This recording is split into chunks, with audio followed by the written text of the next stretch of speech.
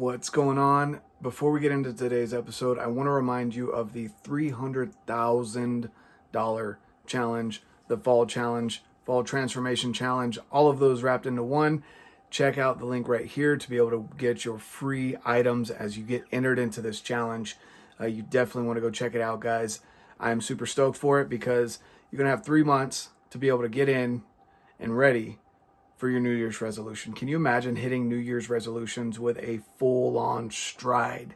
Not starting from scratch, not starting over, not letting all these holidays coming up that are food-oriented kick your butt, but starting off the year right. Knowing what your goals are, where you're headed, and getting started today. So check out the challenge right here. You're going to be able to get an advisor in the app. If you're new to the app, you get even more freebies. So definitely go check it out once you guys enter there. And of course, go and join us over at First Phorm Outdoors Facebook group. And happy to see you there as well. So let's get into this episode here with Josh and why he's chosen First Phorm Outdoors as his community. And hopefully something will ring true to you, as this guy loves chasing alligators, loves fishing, loves hunting, loves the outdoors, and is absolutely crushing it with his fitness goals. Let's get going right now with the conversation with Josh. What's going on, everyone? Welcome back to the Red.Beard Outdoors podcast. I'm Jonathan, your host, and we've got an amazing guest for you guys today. We have Josh Fairfax, and Josh is a good old Southern boy. Just like me, I don't have the accent like he's got anymore. Coming out to Utah and going down to Mexico for 2 years, I lost it for the most part. My wife says it comes out when I'm frustrated or when I'm talking to my Meemaw back home.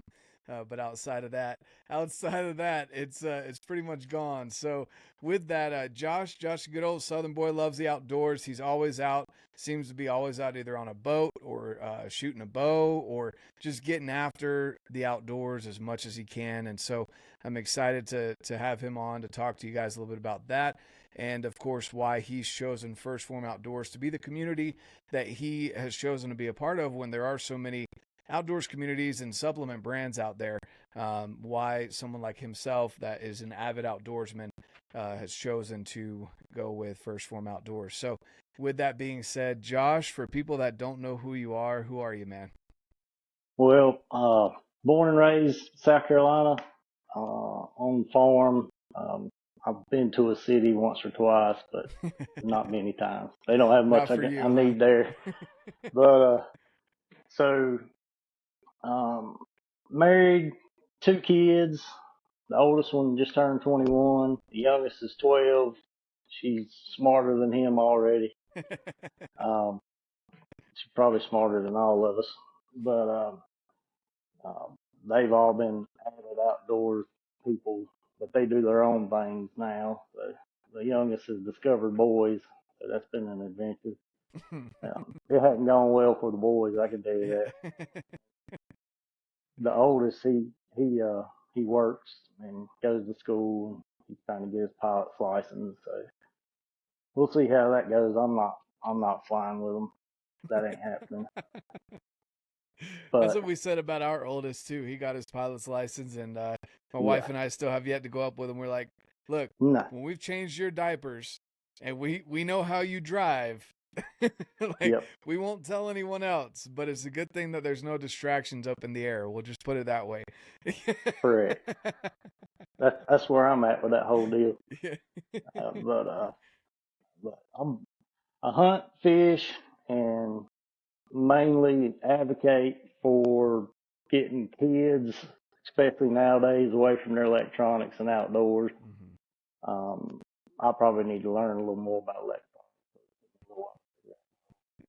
Yeah, but I just enjoy sharing it with other people, and then the sports and fitness side of it. I grew up playing. I think my parents signed me up for every sport there was. I've got a lot of energy, so even now, 3-4 hours, I'm good for the next 48. So they still struggle to keep up with me. But I'm turned 45 last August 13th, and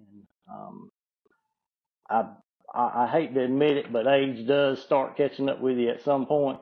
But I still try to fend it off every way I can. But I've calmed down a little bit. not much. That's awesome. But That's awesome. I So, enjoy it. I mean, it sounds a lot like, I grew up in North Carolina. I didn't quite grow up on the farm, but I did visit quite a bit. It's an amazing place to live. There's a lot of history on the East Coast. I know in the farms that my family owned, whenever they till the soil, they'd always pop up old relics from the Civil War. And there were things like that were always cool to go out. Like people would spend money to go buy these, bullets and cannon shells that were broken to pieces and such, and we would just turn them up in the field. That was always cool to see, and there's a lot of hallowed ground and a lot of history out there.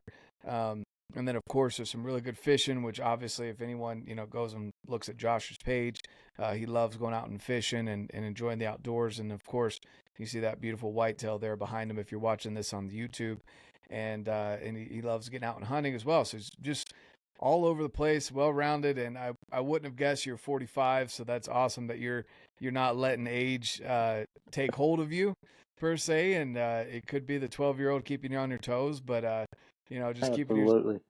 just keeping yourself active is a big deal. So obviously you've got some decades of outdoors experience. So I guess kind of walk us through. Did you start as a fisherman, as a bow hunter, as a rifle hunter, as scouts? Like, what was it that got you into the outdoors initially, and how has that progressed over the 45 years of your life? Well, I started. I was raised on a big cattle farm. We had about 500 head of cows back then, and I just remember my third grade teacher taking my pocket knife in school, and she's like, "You can't have a knife." And I'm like, "Well, you bring that at 3 o'clock in the morning, and you can feed these cows. You cut all these hay bales loose." She gave it back to me. But anyway, that's how it started, and then I learned to drive every piece of farm equipment long before I ever had a driver's license, so a driver's test wasn't really a problem. Um, then that progressed into two older gentlemen teaching me how to hunt, their methods of hunting.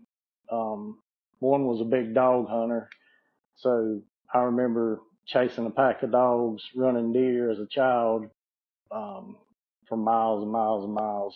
Didn't, you know, and that eventually evolved into sitting in a tree stand, and that was the strangest thing ever.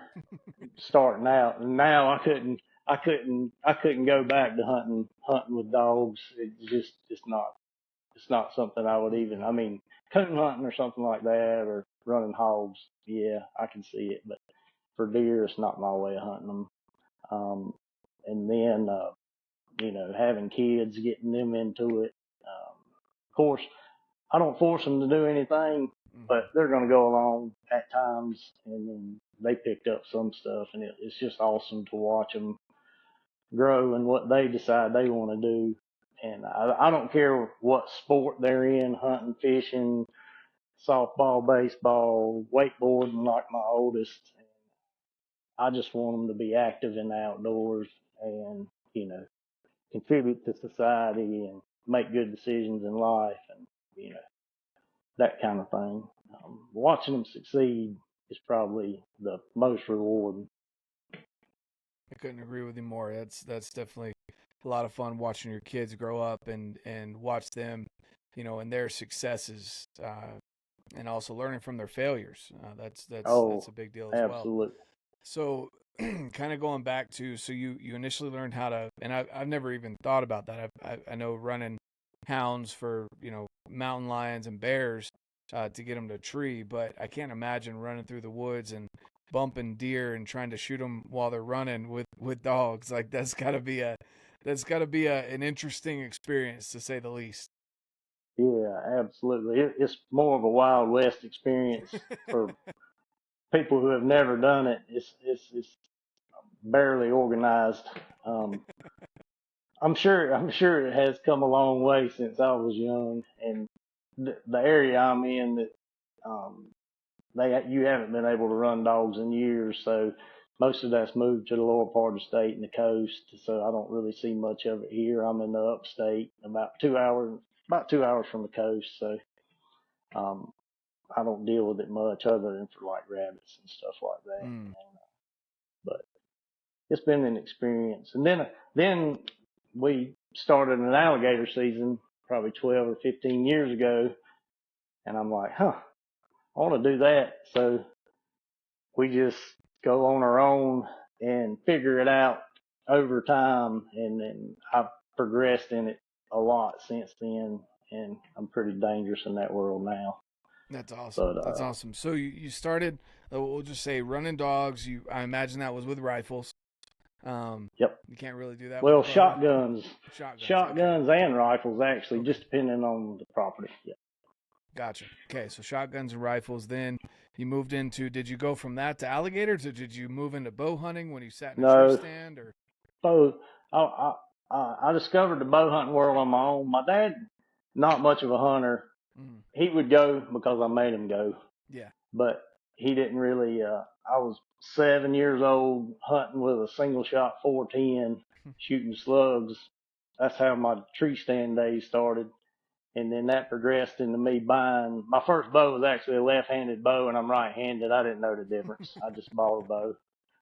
I killed like 4 deer with it. That's and awesome.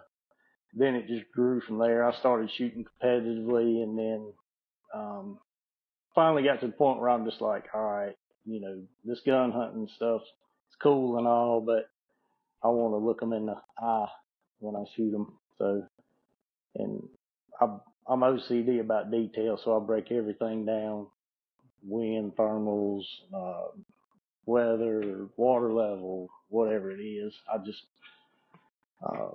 the gear.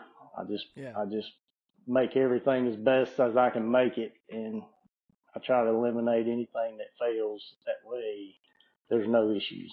So I really work hard at that, and try to. That way, when I'm taking people, they're successful.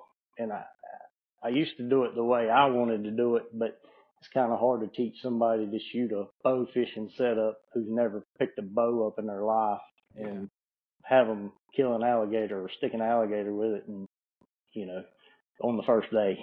So it's been a learning curve for all of that. But so you went you picked up a bow, left-handed bow, even though you're right-handed. Killed some deer with that, so I had success with a literally wrong-handed bow. And then you moved into alligator hunting. So with alligators, did you start with a rifle or anything, or did you start straight with a bow fishing setup? You can't use a rifle here at all. You can't even have one on the boat. You can't use set hooks. You can't have bait.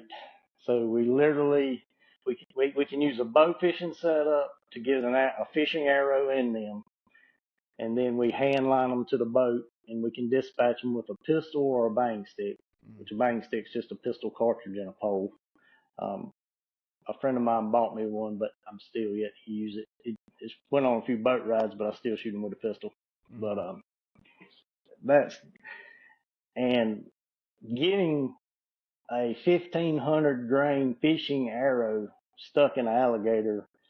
I went from 285 feet a second. 1,500 grains?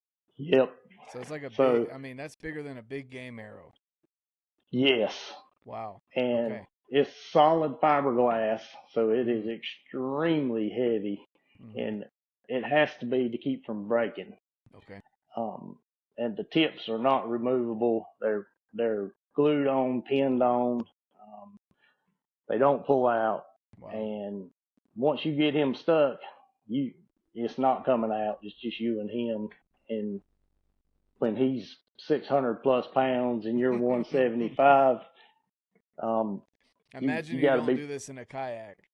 No. I started out in a 16-foot boat, and then I had I don't even know what that guy weighed, but he was over 12 feet.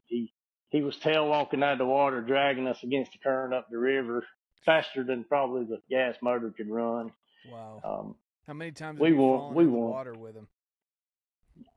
With gators, None really. I don't think I've ever fell in the water, but now Okay. that's only because what I was holding them on, they just snatched it out of my hand. Yeah. You don't want to be attached Yeah. at Yeah. all. So I learned to hand line them using the float, like rolling the line back onto the float. And some of my offshore hand lining big fish experience helped with some of that. But Okay. that's been a learning curve too. I've come a long way with all of that. Yeah. But So you were saying you had a 12-footer at one point.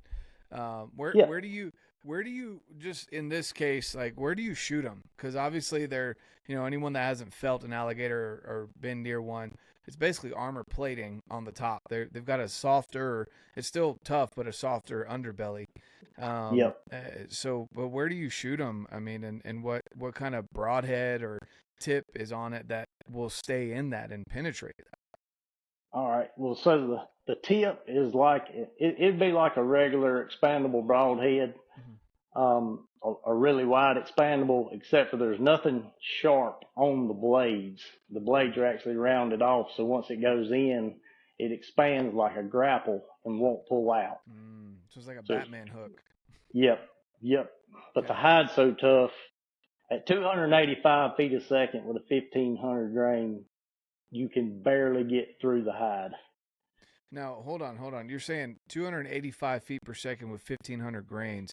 What's the poundage, or how are you getting that much speed?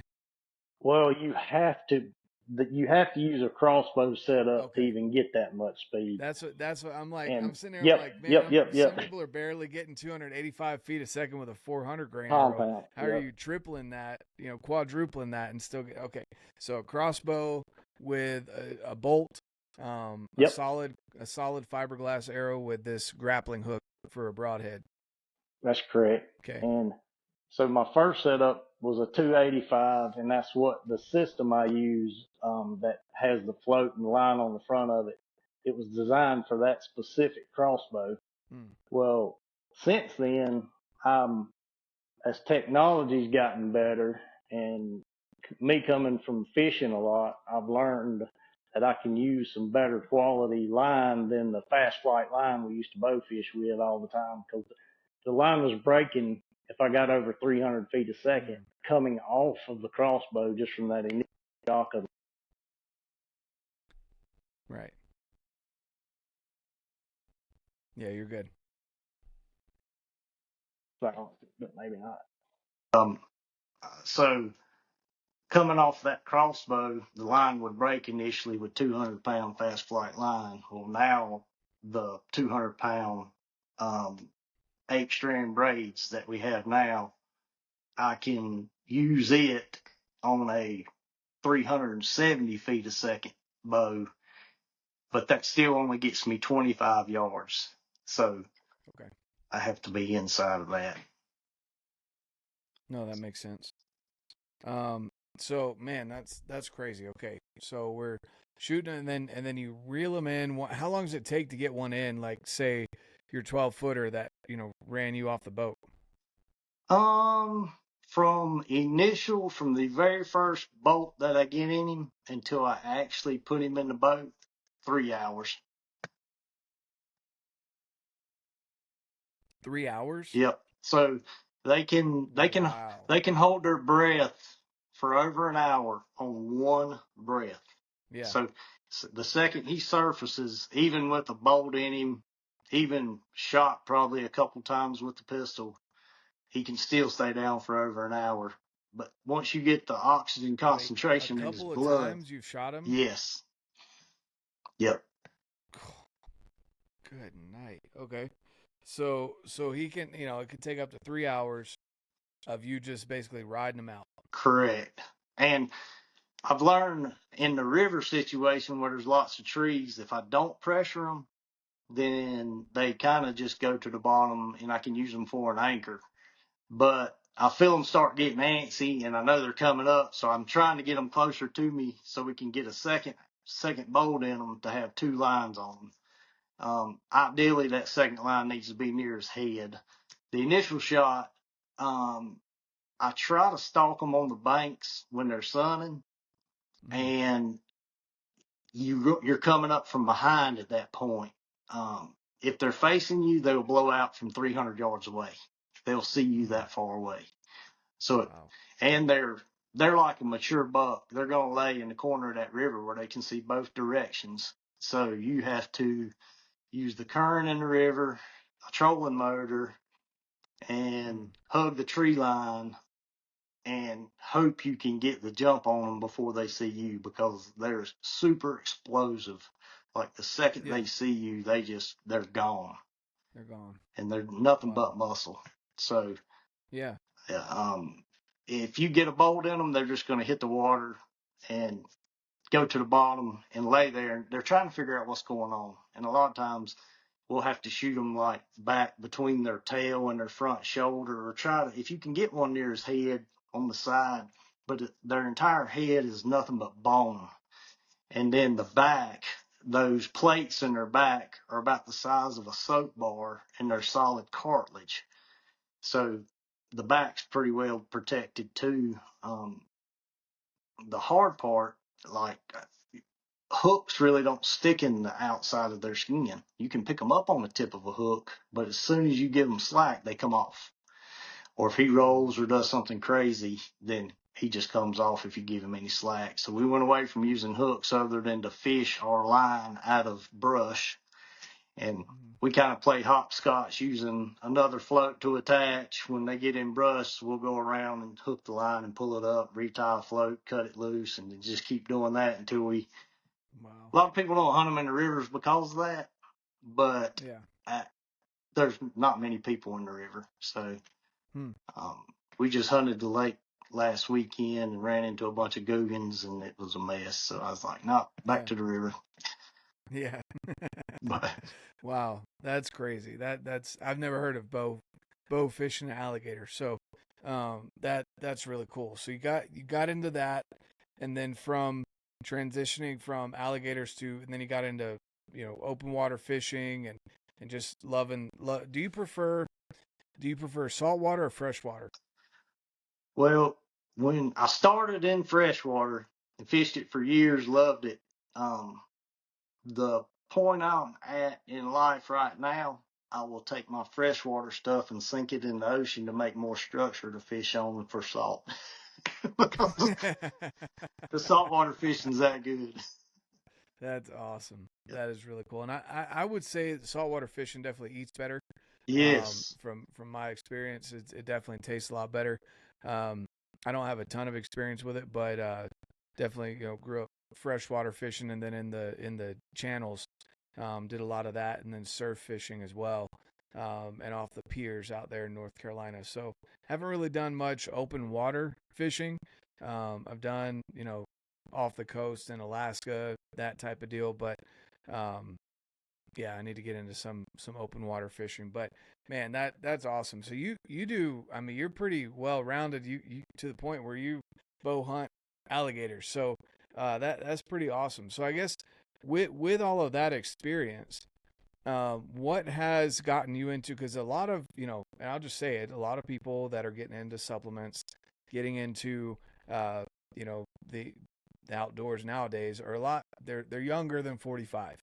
You're not old by any means, but they're in their 20s generally. They're about half your age. That people that care about supplementation, bodybuilding style workouts, all of that stuff is usually where people get introduced into supplements, and then they transition that throughout their lives because they realize it's a benefit.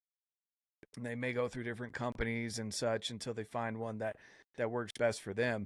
That's been my experience. It's been a lot of people's experience as they grow up. So what got you introduced into First Phorm, and more specifically the branch of the company First Phorm Outdoors, and then give us your top 3 reasons why you've chosen that as your community versus any of the other brands out there? All right. Well, what got me into it, a guy I grew up with, he's younger than I am, active duty Navy SEAL for 14, 15 years now, still active duty.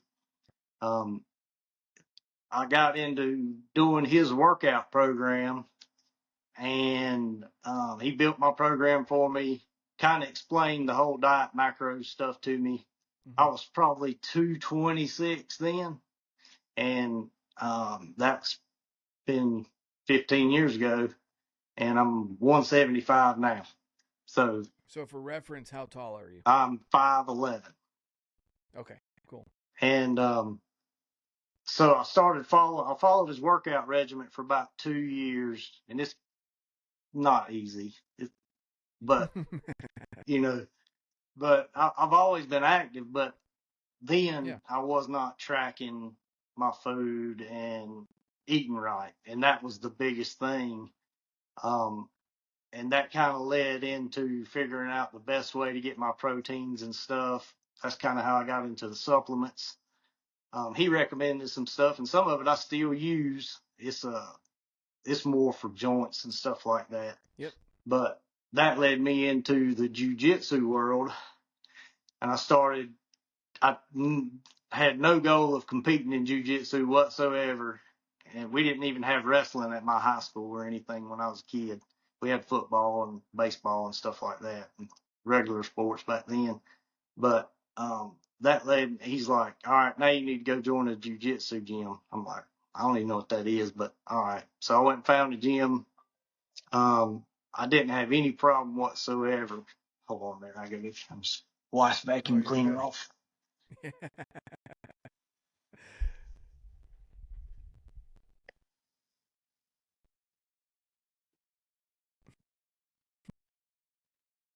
Sorry, she sets that thing up to run every time we leave the house. Yeah.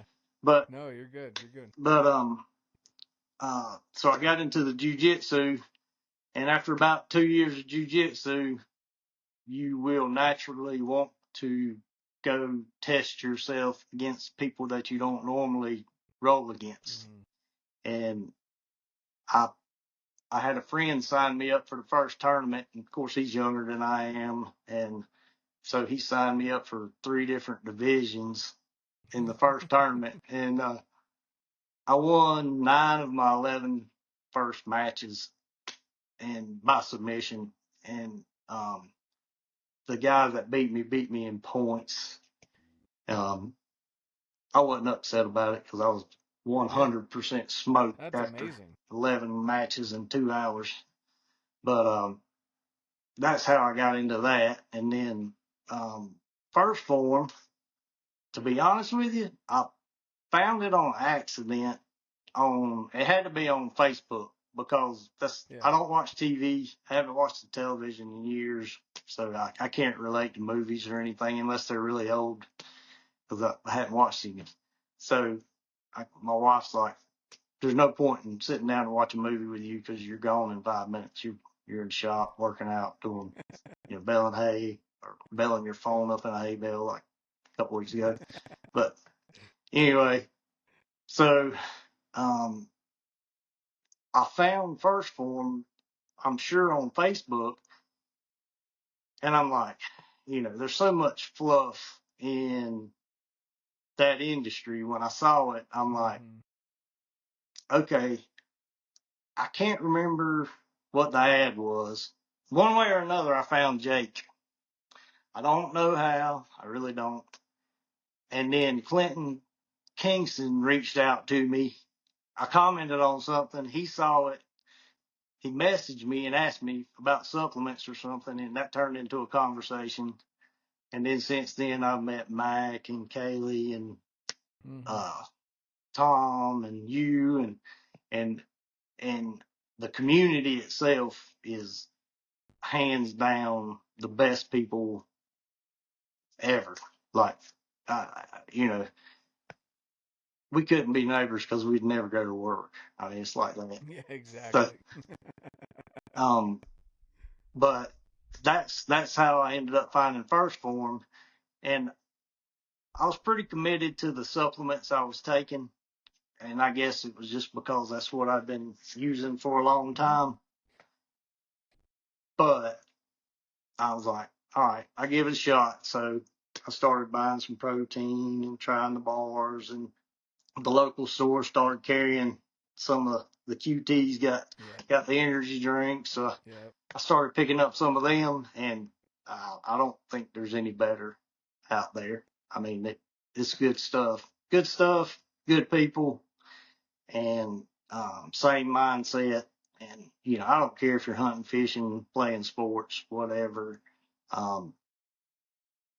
Everybody I've met through it, Andy, watching all their podcasts. Now, I've never been a podcast person until Boots by the Fire with you and Jake, which is the first podcast I probably ever watched in my life. That's awesome. That's awesome. And So much crap talk. I still don't really watch podcasts other than y'all stuff.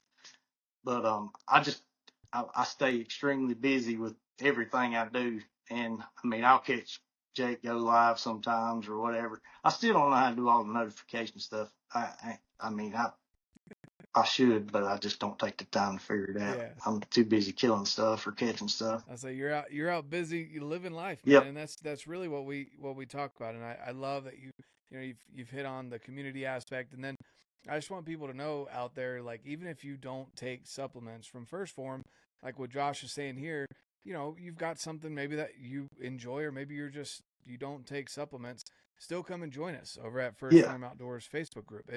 It's an amazing group of individuals that, whether you're a hunter, a fisherman, you just enjoy camping, you enjoy getting outdoors, maybe you're one of those weirdos that likes to pound the pavement and run, you know, for miles on end outside, whatever. I say that tongue in cheek, Yeah, guys. If you like I do run, it too. that's cool. Go and run. That's your thing. That's cool. But all of that, if you like the outdoors to any degree, come and join that group. You're going to find your people. There's different chats that are, you know, created out of that as well, so you can be even more specific to certain things that you are maybe interested in starting, such as bow hunting or shooting a bow just in general, boating, fishing, freshwater, saltwater, all of that. There's different chats in there that you can ask questions, not feel judged, not feel like you're dumb, not the newbie that came in and doesn't know anything, or you're worried about asking questions that maybe have been asked before. None of that stuff really applies to this group because, you know, unless you've asked the question 5 or 6 times, we might call you stupid after that. But, you know, it's just kind of other than that, it's very much an amazing community of people that want to build you up, want you to learn, want you to join us. And who knows, you might find your next hunting buddy, your next, camping family that you can go camp with your family, etc. It's just a great community. Yeah, that's been my experience. I've not seen anybody put anybody down. Everybody tries to help everybody out. And you'll post something, and the next thing you know, you get 5 or 6 messages, you know, from people on there asking questions and stuff, and it's great. I mean, I'm down for about anything outdoors. So, yeah, you know, if you come through South Carolina and pick a phone up, we're probably offshore tomorrow, or we might be chasing a gator, or we might be deer hunting, or whatever you're into. I just enjoy it.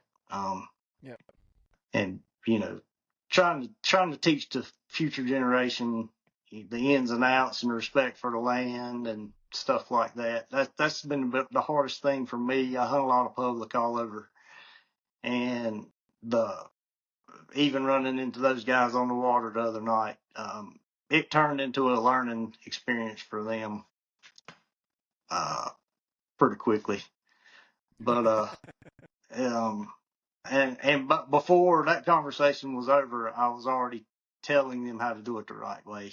Just because I don't know them. They weren't doing the right thing. They were probably having a little bit too much fun. But when they left, they were smarter than they were when they got there. So, and nobody got hurt. So that's the main thing.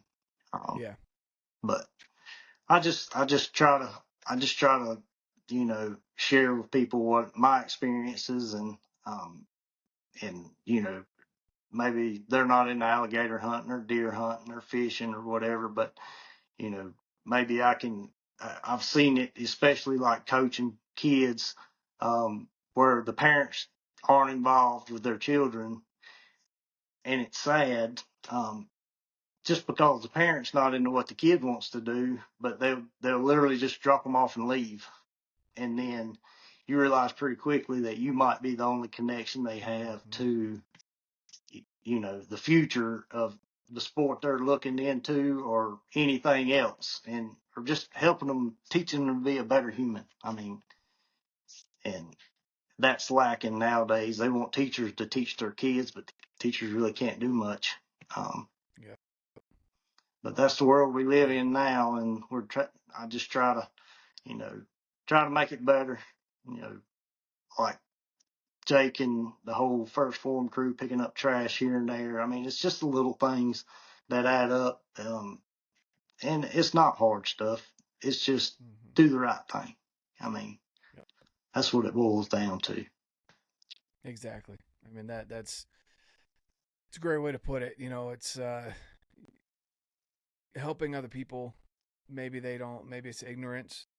They don't know. Yep. Helping educate them in a way that doesn't come off as I'm better than you, but in a way that's more, I just want to help you. Yep. I want you to enjoy this. I want you to have a better experience in the outdoors.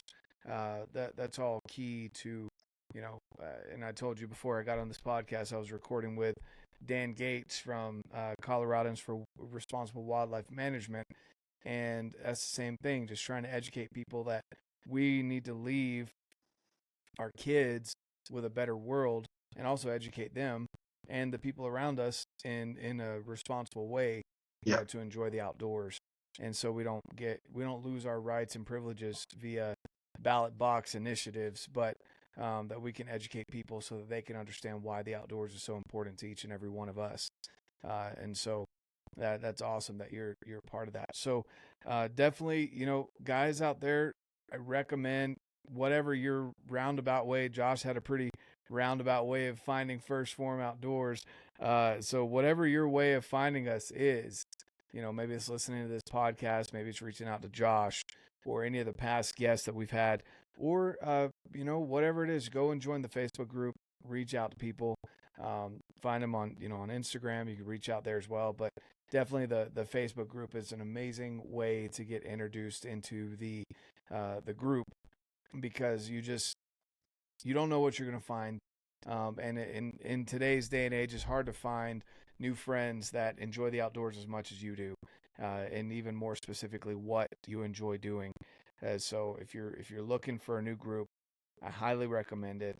Josh found us and has been happy ever since, and now he's hooked on the energy drinks. So he's he's sucked in now. Done for. Exactly. I'm not mad about it. Yeah, exactly. But with that being said, guys, Josh, I appreciate you coming on and sharing your story, how you found First Phorm Outdoors.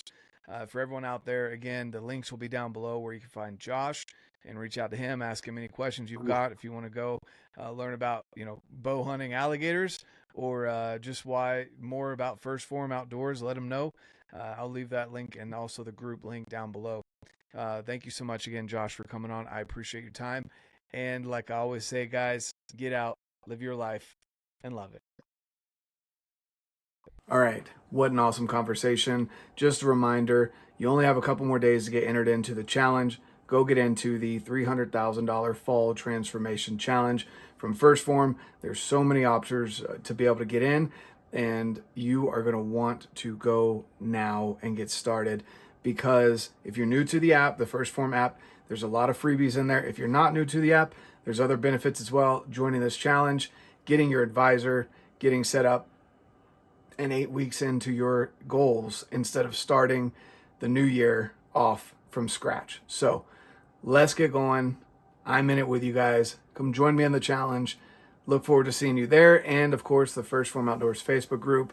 Let them know RedBeard sent you. Have a fantastic day. And of course, get out, live your life, and love it.